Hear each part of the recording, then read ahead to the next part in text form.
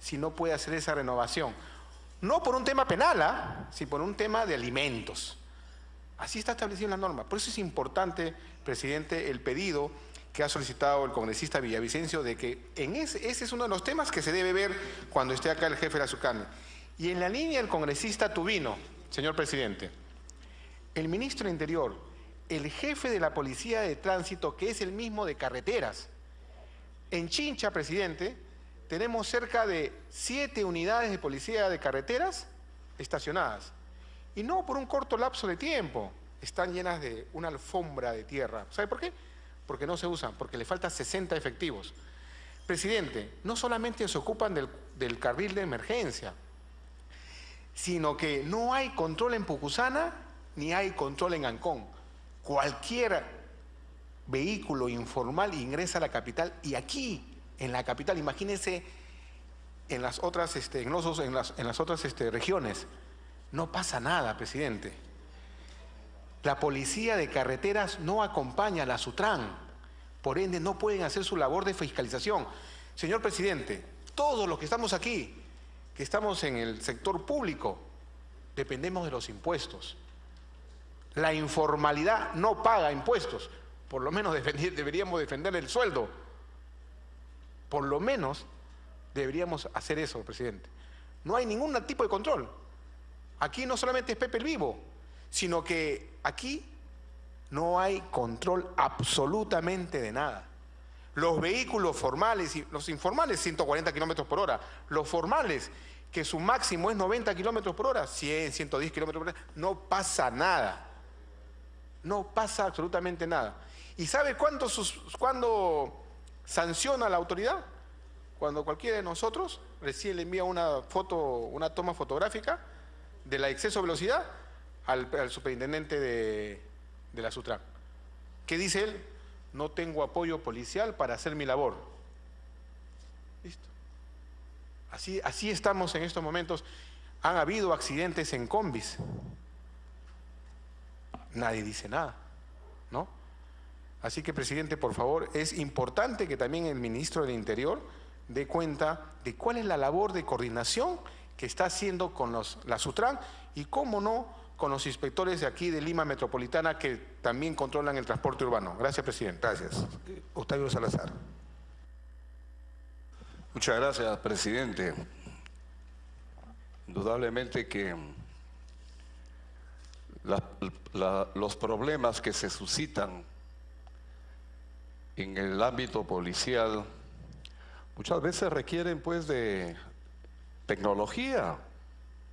Ese es un problema y hay que mirarlo desde esa perspectiva. Humanamente a veces puedes tú cumplir un determinado porcentaje, pero el resto es mucho más difícil, y lo que hay que pedir al gobierno es que invierte en la policía en tecnología para poder ver los máximos y los mínimos de la velocidad. Probablemente se requiere pues instrumentos y que permitan rápidamente detectar e inmediatamente proceder a detener y proceder a multar. Y ese es un tema, presidente, que lamentablemente poco o nada se ha hecho en el gobierno de Humala y en el gobierno que a Dios gracias ya se fue. Presidente, hay un informe importante con relación al tema del BRAEN sobre nuevas rutas de traslado de insumos químicos. En principio debemos tener en consideración lo siguiente: los puertos del distrito de Pangoa, atravesado por el río N, son el eje de esta economía ilegal. $120 se paga por un galón de acetona en el BRAEN. Se trata sin duda de uno de los insumos químicos más costosos porque no tiene sustitutos en el proceso de producción de cocaína. En la actualidad Brasil es el primer destino de la cocaína que se produce en el Perú. Precisando un poco más respecto a las nuevas rutas fluviales, presidente, del narcotráfico en el BRAE, debo informarles que el martes 27 de marzo las fuerzas del orden tomaron una foto que describe el proceso señalado en un sector del centro poblado de San Agustín, ubicado en el distrito de Santa Rosa, en la ceja de selva de Ayacucho. La zona pertenece al valle de los ríos Apurímac, N y Mantaro en el Braen.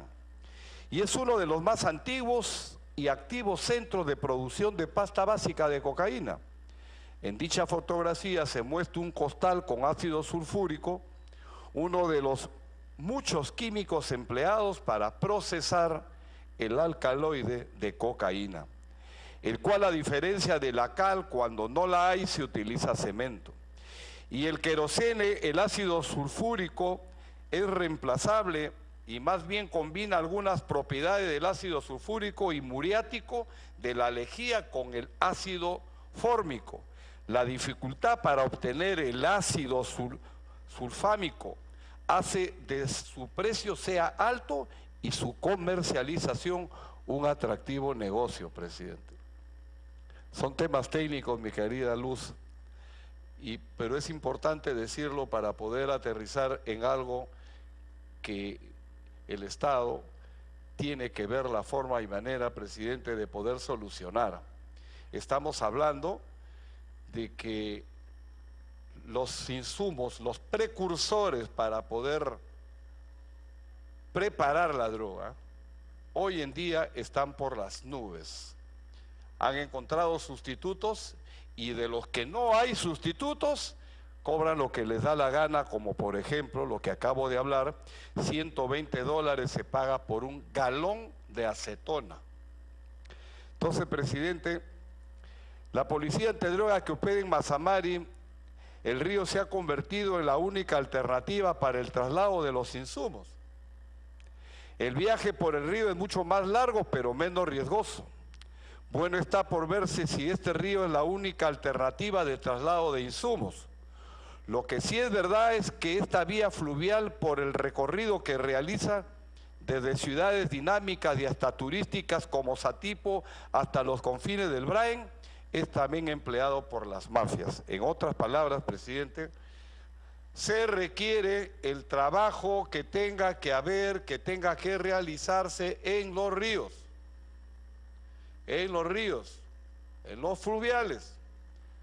Ahí se requiere una gran fuerza y ahí es importante que nuestra Marina de Guerra, presidente, tenga necesariamente que desplazar una cantidad importante de barcos de bajo tonelaje adecuados específicamente para los ríos, como le llaman las patrulleras, a efecto de esto ir presionando para que esta gente vea que se les está cerrando los pasos, presidente. Caso contrario, estamos yendo en camino difícil, complejo y que no tenemos una solución viable al problema. La respuesta del Estado tiene que ser una respuesta inmediata, presidente, inmediata. El narcotráfico sigue corrompiendo voluntades, ingresando a algo que sí nos tiene que preocupar, que viene a ser el circuito del dinero en el país.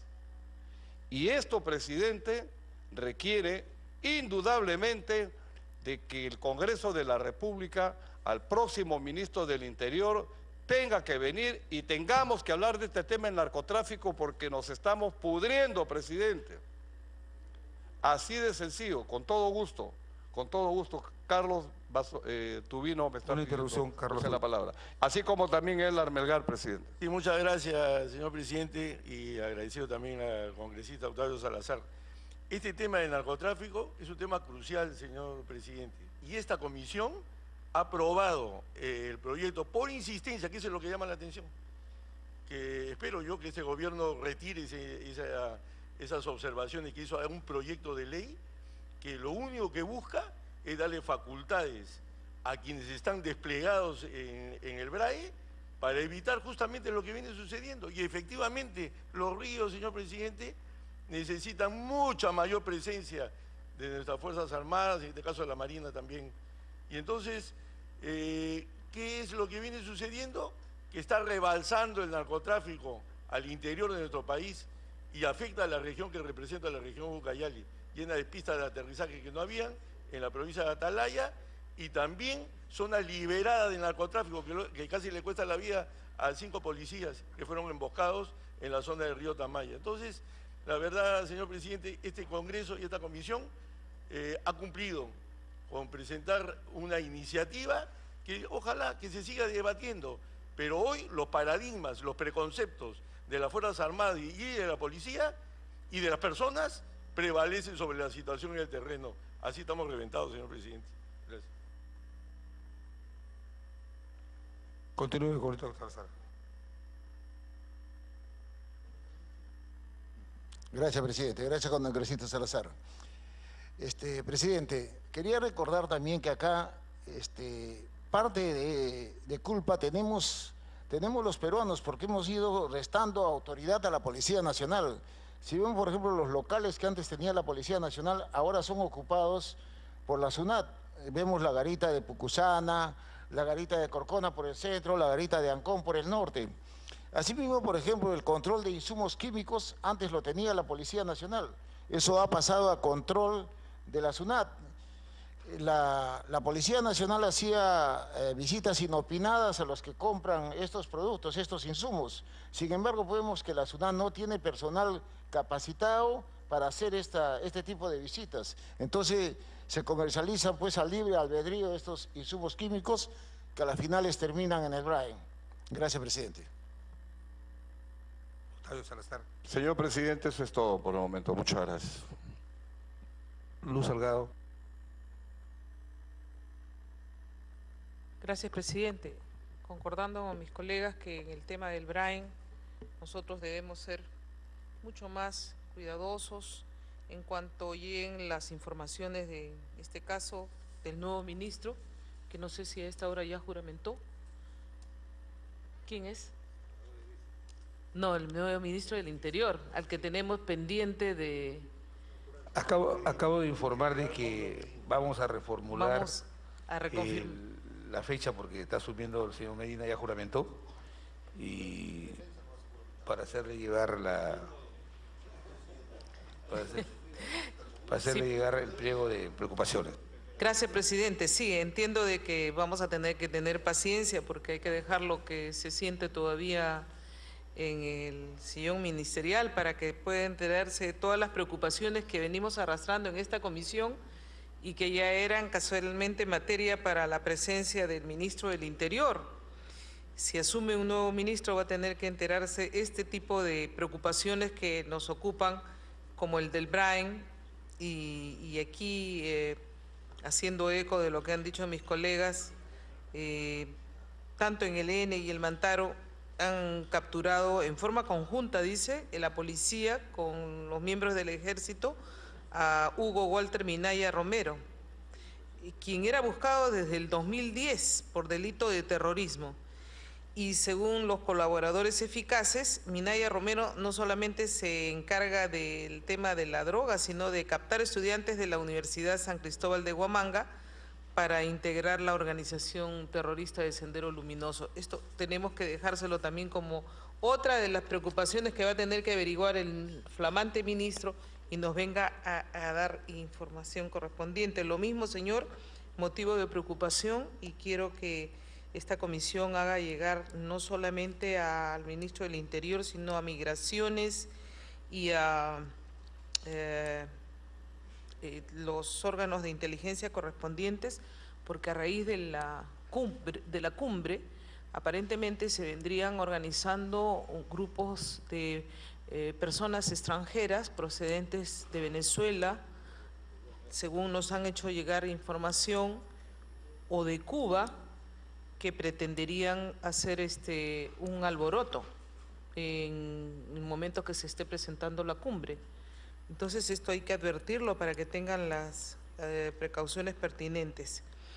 En nuestra semana de representación, señor presidente, hemos acudido a visitar las oficinas centrales de la Interpol, y ahí el coronel Ángel Merino, director de Interpol en Lima, tuvo la gentileza de darnos la información sobre todo de las atenciones a los ciudadanos venezolanos, de los cuales había preocupación no solamente en esta comisión, sino en la Comisión de Relaciones Exteriores, porque aparentemente se habrían paralizado la entrega de los canjes de las papeletas estas que necesitan para tramitar su permiso de trabajo.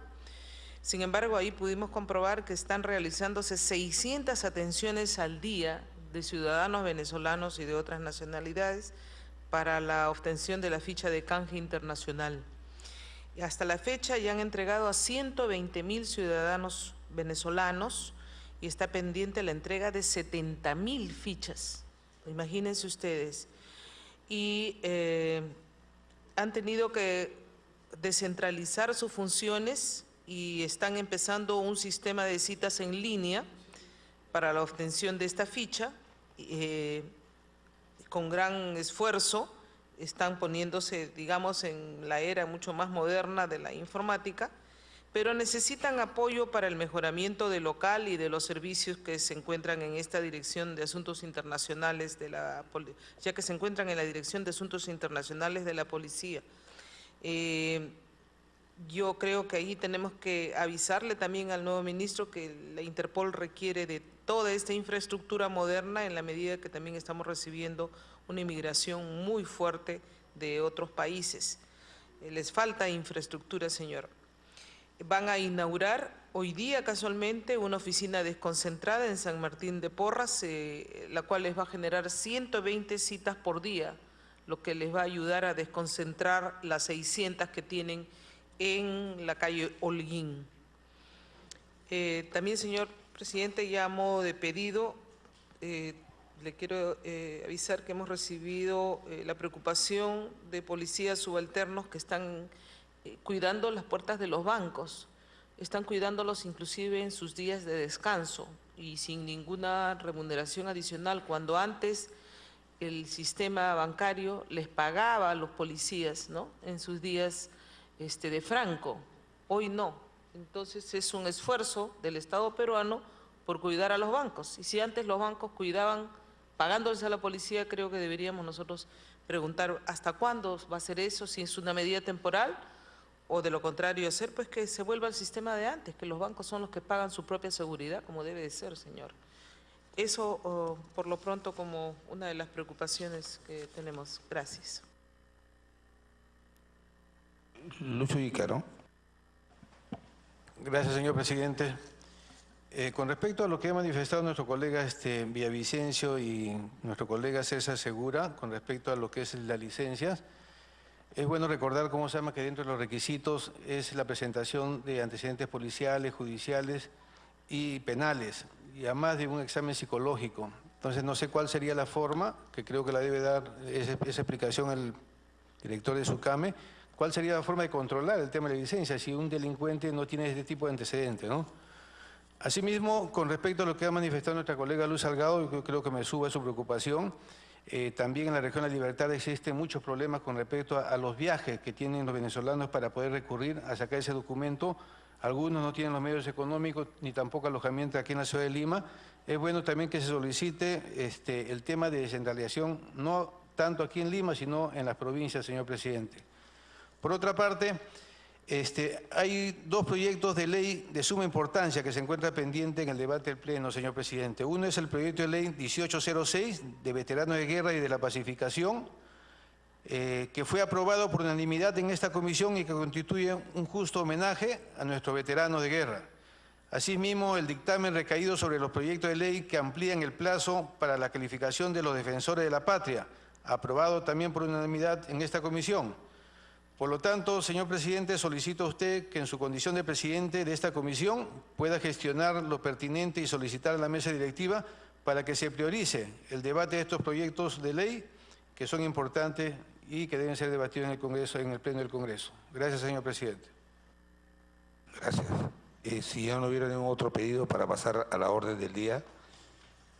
Bien, he tomado nota de todos los pedidos y inmediatamente los vamos a tramitar, ¿ya? El primer punto, colega, tiene que ver con el debate del dictamen recaído en el proyecto de resolución legislativa 2607-2007, mediante el cual se propone una resolución legislativa que modifica el anexo de de la resolución legislativa 30.724, que autoriza el ingreso de personal militar al territorio de la República de acuerdo con el programa de actividades operacionales de las Fuerzas Armadas con Fuerzas Armadas extranjeras correspondiente al año 2018, en el extremo correspondiente al mes de abril. Colegas, esta resolución es muy urgente que la aprobemos, toda vez que se trata del personal de seguridad que viene acompañando al presidente de los Estados Unidos para la cumbre de las Américas que se va a realizar el 13 de abril. De tal manera que específicamente esta resolución legislativa pretende modificar el anexo de la resolución legislativa 30.724, referida específicamente al mes de abril para incorporar a estos oficiales de las Fuerzas Armadas que vienen en cumplimiento de la seguridad del presidente que asiste, del presidente de los Estados Unidos que asiste a la cumbre de las Américas. Esta resolución legislativa cumple todos los requisitos que establece la Constitución, no vienen a instalar zonas militares, vienen, como le he dicho, con el propósito de preservar la integridad física del presidente de los Estados Unidos, toda vez que tienen que extremar medidas de seguridad para cautelar su integridad física. Por eso que la propuesta es de que podamos aprobar cuanto antes esta resolución legislativa para proceder a que este personal militar extranjero con armas ingrese al territorio nacional para cumplir el propósito al que alude la resolución legislativa que modifica ese anexo. Dejo en el uso de la palabra a los colegas que quieran participar en el dictamen de este predictamen, en el debate de este predictamen. Luz Salgado.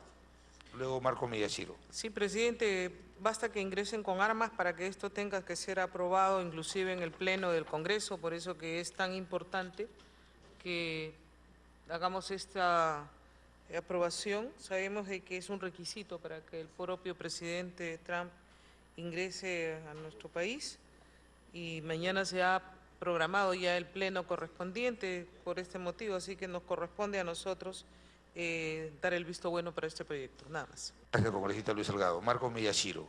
Gracias, señor presidente. Con relación a esta autorización de este decreto legislativo presentado, mi voto será favorable por cuanto no solamente se ocupa exclusivamente de la visita, sino de algunas otras visitas importantes, como los 4 días que van a estar en el norte del país para ver la contaminación de los ríos. También la situación de 2 eventos organizados por nuestra Marina de Guerra del Perú, en donde los veleros, y el Perú tiene un velero, el buque Armada Peruana Unión, que es todo un orgullo en cuanto a nuestra Marina de Guerra. Por lo tanto, mi voto será favorable, señor presidente. Gracias. ¿Alguien más en uso de la palabra? Carlos Tubino, luego Richard Arce. Sí, muchas gracias, señor presidente.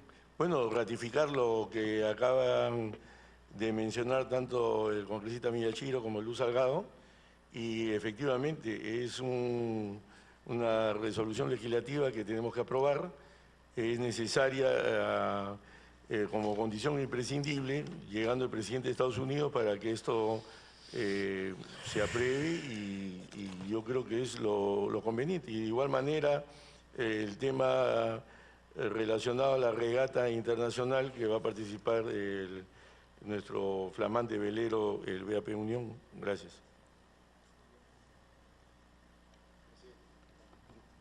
Richard Arce, luego Juan Chepo.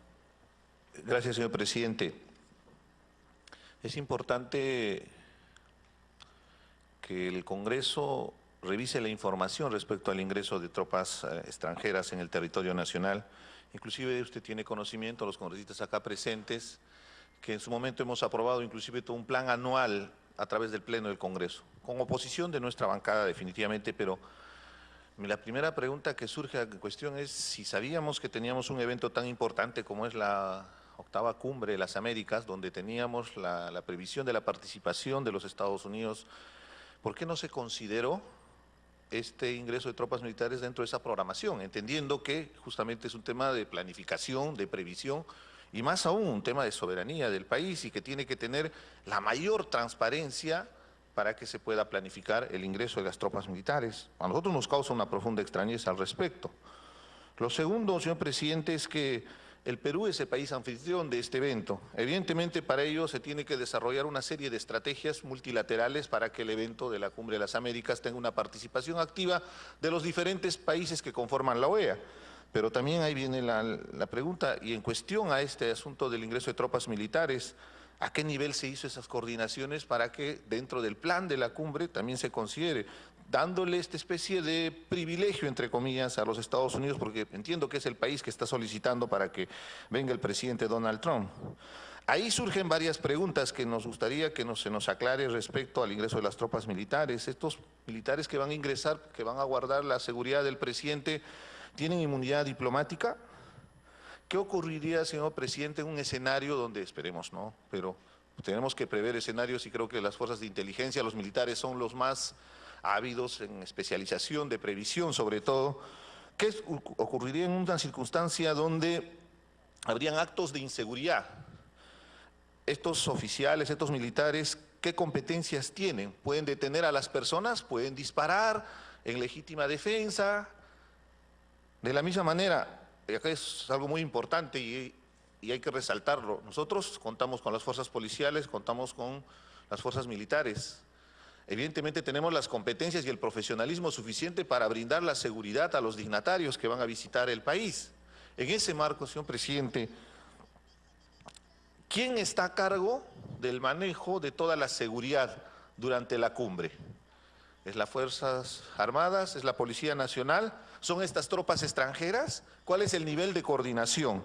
Esto es muy importante, señor presidente, porque hay que brindar la mayor transparencia en el sentido de respetar nuestra soberanía, pero también garantizar la seguridad de un evento que nos permita brindar una imagen como país a la comunidad internacional.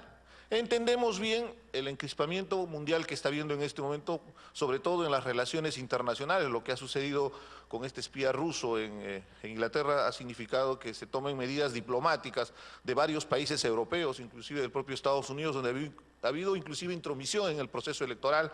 Ahora hemos visto este escándalo de Facebook donde ha habido filtración de información que inclusive habría tenido injerencia directa en las elecciones de países, como en el caso del Brexit, en Reino Unido, donde se van a retirar de la Unión Europea. Entonces todo esto está generando un ambiente de tensión en las relaciones internacionales. En ese contexto, señor presidente, es importante que el Perú brinde una imagen de responsabilidad en el manejo de la seguridad. Nosotros consideramos desde el Nuevo Perú que es importante que el país soberano como es el Perú tiene la suficiente capacidad para brindarle la seguridad. Evidentemente ellos tienen que venir con su seguridad que les corresponde, pero bajo la tutela de nuestras Fuerzas Armadas, la Policía Nacional, que son los entes encargados. Entonces, en ese marco nos gustaría que nos aclaren para dar nuestro voto respecto al ingreso de tropas militares extranjeras en nuestro país. Muy preciso, nada más muy preciso para disipar su preocupación, muy preciso. El presidente Trump recién anunció su visita al Perú el 15 de marzo. El 15 de marzo. El 21 ya el gobierno envió inmediatamente la resolución legislativa, el receso ha impedido que la comisión lo pueda dictaminar. Todas sus preocupaciones que tiene que ver si esa visita de personal de seguridad para resguardar la integridad personal del presidente puede afectar la soberanía nacional, la integridad territorial o en todo caso vengan a establecer una base militar, están consagradas en la ley 27.856. En esa ley están todos los criterios que tienen que cumplir las Fuerzas Armadas extranjeras para ingresar con armas al territorio nacional. De tal manera que cualquier duda está disipada y la circunstancia por la que estamos aprobando esto ahora urgente es porque normalmente el presidente de Estados Unidos, como otros presidentes de otros países, vienen con sus propios equipos de seguridad que en ningún caso afectan o alteran los protocolos de seguridad que el Estado tiene con relación a la cautela de la integridad territorial y de la soberanía nacional. Juan Chepún, tiene usted la palabra. Gracias, presidente. Pues, dale una introducción, Juan. Gracias, señor presidente. Mi alusión y mi intervención no tiene una posición ideológica ni la pretensión de decir que se está estableciéndose una base militar en el Perú, como usted lo está mencionando. Al contrario, lo que estamos viendo es cuál es el nivel de coordinación y le planteo un escenario objetivo. ¿Qué sucedería en una circunstancia de inseguridad? estas tropas militares que van a brindar la seguridad al presidente de Estados Unidos, que evidentemente es conocido a nivel mundial, requiere ciertos privilegios, entre comillas, para garantizar su seguridad como dignatario,